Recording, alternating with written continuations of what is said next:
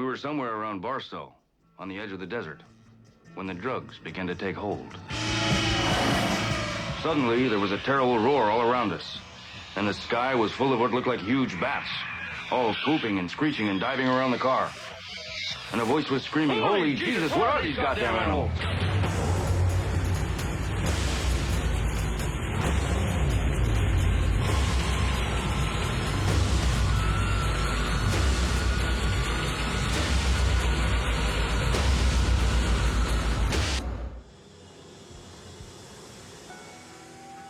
Johnny Depp and Benicio del Toro were actually involved before I came on board, and it was one of the reasons I decided to do the film, because I liked the idea of working with them. These were two brilliant actors. Initially, the idea came to me through Hunter. He called me. I'd met him once, and he called me when I was doing Donnie Brasco in New York and said, "What would you think about playing me in the film, a version of Fear and Loathing?" And I said, "Yeah, you know, I'm there." Getting a thing like this on screen requires a certain combination of elements, and it's a dangerous book. It's, you know, the studios aren't rushing out to make this thing, and I don't know. I mean, they've had a lot of scripts written. There's been different directors and actors involved, and it never came together. And maybe its time was right. Maybe some god up there said, "Now it's time to make it." I started reading the script, and I never read the book. I've heard about the book and heard about Hunter S. Thompson, but never read any of his work. And then I read the book, and that really set the tone. We had 2 bags of grass, 75 pellets of mescaline, 5 sheets of high-powered blotter acid, a salt shaker half full of cocaine, a whole galaxy of multicolored uppers, downers, screamers, laughers, also a quarter tequila, quarter rum, case of beer, pint of raw ether, and 2 dozen amyls. Not that we needed all that for the trip, but once you get locked into a serious drug collection, the tendency is to push it as far as you can. The book is a classic. It's a masterpiece. And Hunter Thompson is one of the greatest writers of the 20th century, without question. I mean, he's Mark Twain. He's, you know, he's a lot of great things all wrapped into one guy. Bottom line is Hunter writes this kind of like aggressive, cruel kind of dialogue that in the end is kind of funny and it's entertaining. It's not boring, that's for sure. Besides just making the book, there was just the business of the experiment of seeing if we could work fast and cheap again. Because as you go on, you make films that are bigger and bigger budgets, and there's a certain weight that begins to crush you. And here was a chance to work in a real fast way and do the whole thing from beginning to end, from writing it to now, in a year. I recall one night in a place called the Matrix. There I was. Mother of God, there I am. Holy fuck.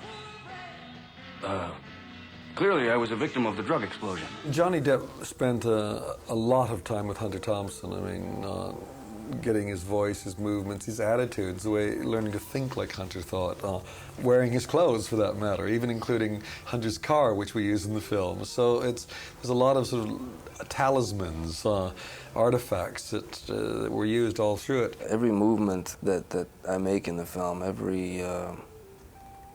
everything I do in the film is based entirely on Hunter and him as a human being. I mean, I watched him like a hawk. I spent about 4 months with him, on and off. It's an extraordinary performance because he's physically so surprising and amazing, and his voice is incredible, and he's like, you know, he's an extreme version. He's a hyper-realistic version of Hunter S. Thompson, but it's totally believable and real at the same time. Why not? I mean, if the thing's worth doing, we're doing right. I remember telling him if he wanted me to play the role, that if I did a remotely accurate job, that he would probably hate me for the rest of his life, you know. Hi there! My name? The sense of humor, the unpredictability, the non-fiction, fiction reality that runs right through the book, the subtleties, you know. It all goes back to the source, and it is the book. One of the great qualities both Johnny and Benicio have, you like them, you're interested in them, you care about them, even though they're going to extremes and pushing the envelope. You care, and that's very important in the film. Tooling along the main drag on a Saturday night in Vegas. Two good old boys in a fire apple red convertible. Stoned, ripped, twisted. Good people. Hunter Thompson, a.k.a. Raoul Duke, is a very serious journalist and writer. Oscar Zeta Acosta, who is the real Dr. Gonzo, was a very serious guy. He was the leader, one of the leaders of the Brown Power movement, late 60s, early 70s. In the book, he's described as a 300-pound wild Samoan. A lot of people who've read the book see Dr. Gonzo with long hair, so we did that. And then the weight, you know, just the weight, basically, it's in the book, and, you know, I put on the weight quite fast. I did it in about 9-10 weeks, and I put about 45 pounds. Benicio talked to Oscar Acosta's family, read the book. They had done so much research and preparation before I even became involved, so it was very easy for me. You'll come in with your idea of the scene or your idea of what's happening, and he'll throw something on there, which then feeds you, and then so you end up building this great sort of monolith of a scene. Terry's very good at creating a world. You know, he creates an atmosphere. It's Dante's Inferno is what we decided to make it. It became a kind of hell. And everything was designed to disturb, to make you feel uncomfortable and make you want to get out of this place, not to stay there. And so I think in the middle of the film, when he escapes for a brief moment back into the desert, like, oh, it's wonderful. And but no, we're back in. Well, this is how the world works. All energy flows according to the whims of the great magnet. What a fool I was to defy him. I was going back to Vegas. I had no choice.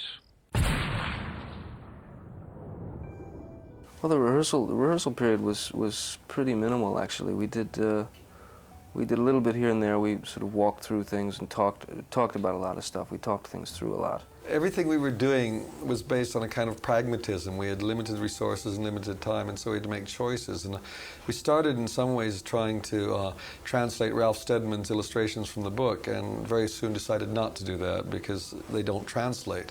And so in a sense that freed us up to do things. The disturbance came out of like seeing Johnny's bald head, his magnificent skull. The best thing for Benicio and I was to go out and sort of, you know, get drunk together. You know, we went out and got drunk and spent a lot of time, you know, like just sort of, you know, normal bonding kind of thing.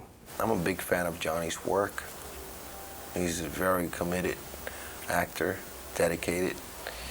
He, you know, he was doing his character, I was doing my character, so all we had to do was just play.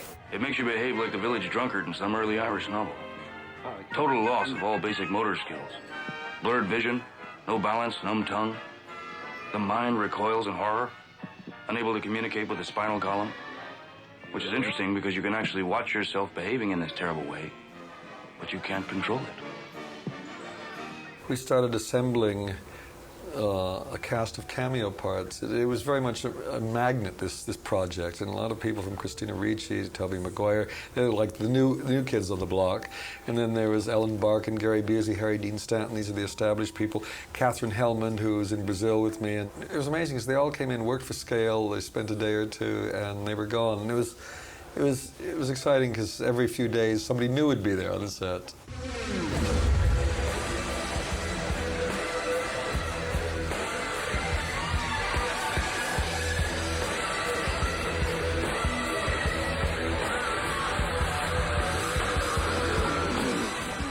Listen, let's get down to brass tacks here. How much for the ape? We get, I think, very extreme responses. People like it or they hate it, and I think that's fair. I think we wanted to push people. We wanted to see how they react. We want to see how many of them react. I don't know. That's part of the reason for doing these kinds of films, to see who's out there. It's like being in the middle of an ocean on a life raft. You shoot a flare up into the air and see if anybody else is out there on their little life rafts. That's Hunter's magic. That's Hunter Thompson's magic. No, it was great. It was a great sort of collaborative effort between a lot of us, you know. It worked very well, I think. Right. The possibility of physical and mental collapse is now very real. No sympathy for the devil. Keep that in mind. Buy the ticket. Take the ride. Sacrifice. Sacrifice. Sacrifice.